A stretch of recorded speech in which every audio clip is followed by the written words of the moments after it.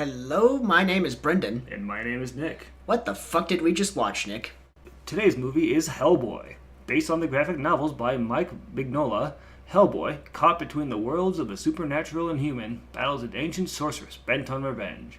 Directed by Neil Marshall and written by Andrew Cosby. So, Brendan, what did you think of 2019's smash hit Hellboy? It was a dumpster fire. Well, I think that 2019's Hellboy, directed by Neil Marshall, was an absolute smash hit in the box offices, and definitely won't be yet another failure of the Hellboy franchise. In particular, I thought that this movie had winning dialogue and overall just a lovable atmosphere, and a main character who definitely didn't look like a disgusting puppet. Oh my god, he looked like a recovering drug addict. Let's get right into this winner of a movie. Let's start with a different point, the dialogue. It was excruciating. I mean, all the puns, all the exposition, it was just cringy. It just was all over the place, too.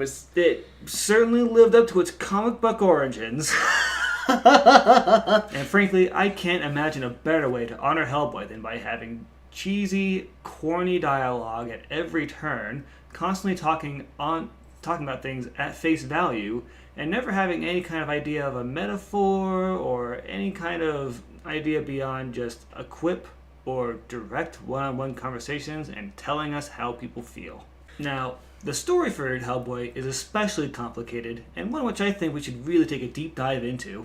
Complicated's a word for it, yeah. Now, in this complex intermarrying of multiple plot lines, there are at least 4 different plot threads, all of which go almost nowhere, except for one, which does end pretty abruptly. Yeah. I would say that the first 15 minutes of this movie is a wonderful, long-form exposition dump, forcing us to understand everything that we just learned, and then telling us in exact same wording what we just learned in the opening. Now, the effects for this movie are especially top-notch. Why don't you talk about the effects of this movie and just how it lives up to not only the very dark style of the comic books that's based on, but also the ways that they had an amazing makeup team that definitely didn't lean heavily on CGI. Oh, no, not at the very least. It was not over the top or just completely absurd. No. The exquisite detail in the gore that they delivered throughout this whole movie, it was just... I can't. It's awful. I mean, just gratuitous. Gratuitous. We can't both be the straight man.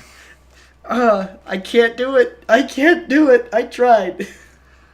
Well, I thought that looking at the effects in this movie, they were done in a very classy way, which definitely didn't lean way too hard on just CGI instead of practical makeup effects. And for the main characters of Hellboy and the military commander that he meets later on, what's his face? Yeah. They both were definitely very well done costumes that lived up to their reputations and didn't look greasy at best. Ugh. Now, let's talk about the characters for this film, because frankly, I think that's what everyone's going to be talking about. Hellboy. He was in this movie. Yeah, Hellboy was in Hellboy. Finally, the movie that fans have wanted for such an iconic comic book character. Hellboy has a movie, and he's in it. For the 3rd time. There's other characters too, I'm sure. Oh, yeah, let's not forget what's his face, the other guy that hates Hellboy. Or what's her face with the dreadlocks. Oh, yeah, the medium, right. She's not. And others.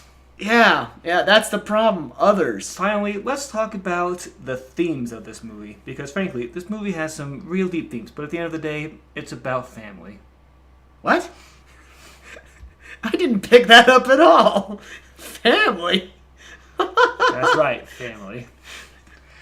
After all, family is those who you choose. And even if you come from bad situations into an adoptive family, you can still live a normal life. Well, normal is subjective, I suppose, from this standpoint, but, yeah? Well, thank you for joining us for this exploration on the surface of sorts of this movie. Be sure to stay tuned for the ramble on. We'll get a bit more into some of those juicy details, those lovable moments that we can't help but laugh about, and of course, our own long-form opinion. But before we get into the ramble on, Brendan, would you recommend seeing this movie in theaters? Oh, heavens no. Heavens no. That $10 is best invested elsewhere.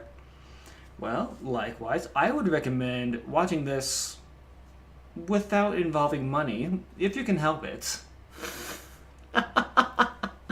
If you can help it. In a way, this is almost worth watching if you like to see ways that comic book movies could be adapted in the best ways.